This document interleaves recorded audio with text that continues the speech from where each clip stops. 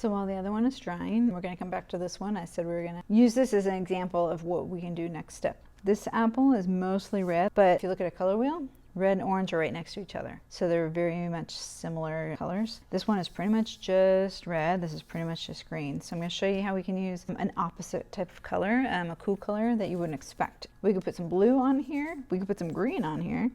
We could put some purple on here. We can add some yellow here to make that a little more interesting as well. Keep that, white highlight still.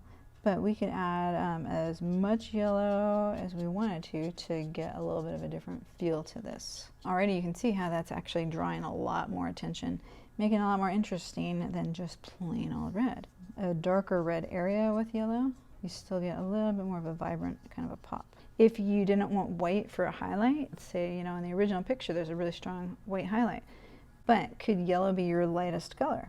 Yeah, if you have a really, really diluted yellow, could make the highlight in here more of a yellow you highlight and make that not as much pure white. So now let's show you what happens if we add a little bit of blue or purple. So anytime you use blue or purple on top of another color, it's gonna, give you a lot more of a deeper shadow, obviously, in value, and cool color will go backwards. You can see now all of a sudden this shadow looks like it pushed back. This apple just jumps forward this edge, right? And do the same thing in here, because remember this part of the apple is going in, and if we want that to really give us a defined edge, that this part is going backwards.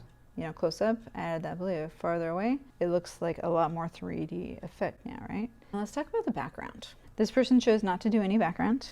On my other example, I have a yellow background. I said I have a lot of those backgrounds, and what that also does is it gives me a little bit of variety. It's not just flat yellow. If you add a background, what you want to do is not make it just completely flat one color. On this side, just a little bit of variety of darks and lights, kind of gives you a little bit of movement. And on this side we got shadows. So this side's a little bit easier to deal with.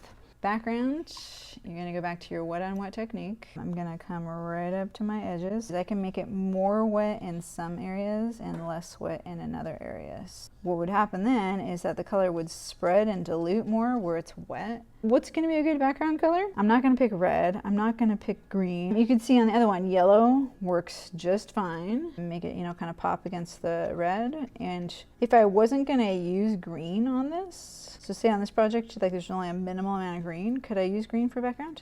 Definitely. If we're using red and green in our objects, we don't really want, to do that. But what else did I just use that's not a real dominant color? I did use a blue, right?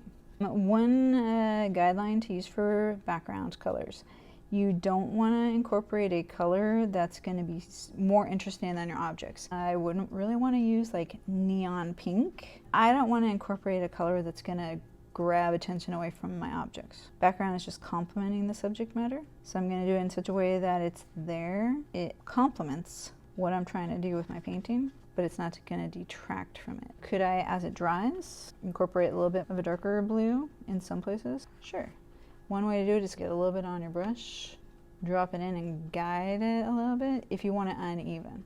You don't want to leave it too blotchy, but as long as your paper's wet, see how that's kind of spreading out. One other thing you can do, sometimes you start with a darker value and let it fade away, or vice versa. For these kind of projects, it's a little easier to start with a darker edge.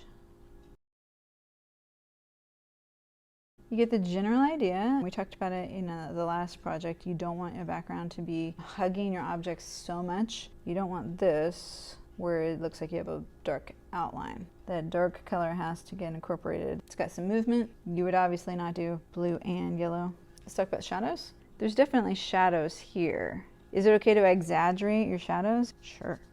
We've made this definitely a more interesting painting than it started. Once you start adding in a little bit more of a darker value, but also a different color, a more unexpected color. You don't expect purple. It can be real subtle. You gotta be interpreting. You gotta try and make things look a little bit more unique. Think about how we can make this a more interesting version of that apple. I'm just going to show you how dramatic you can go with the darker value. This is a little bit of a higher concentration of blue.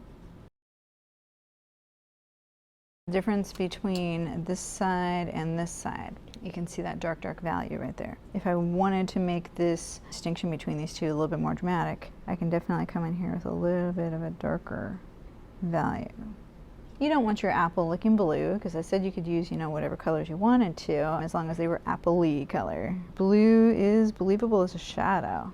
Just that little bit that we did even makes this front part pop even more than what we saw. If I go one step further, that on the inside, big difference. As they go farther away, there's less detail. We're not really paying attention to them quite so much. Obviously, you would match things up, but this gives you a good example of how you're going to layer. You can have red, but you can have some yellow with the red to make it a little more complex, and then have a cool color like a blue or purple over it. What if I went so far that it's like, you know what, I need a little bit more of my red back? What if this apple got a little too blue or a little too purpley? I can come back and make this a little bit more red. The blue is still visible. It's still making a nice dark shadow, so I'm getting that cool color effect. I can come up here and I can brush a little bit of red back over it. So if I got a little too blue, I can do a little bit more red. Same thing if this yellow, you want to tone it down. If you add a little bit of red to it, it'll turn into an orange instead. We have a few different techniques and things going on.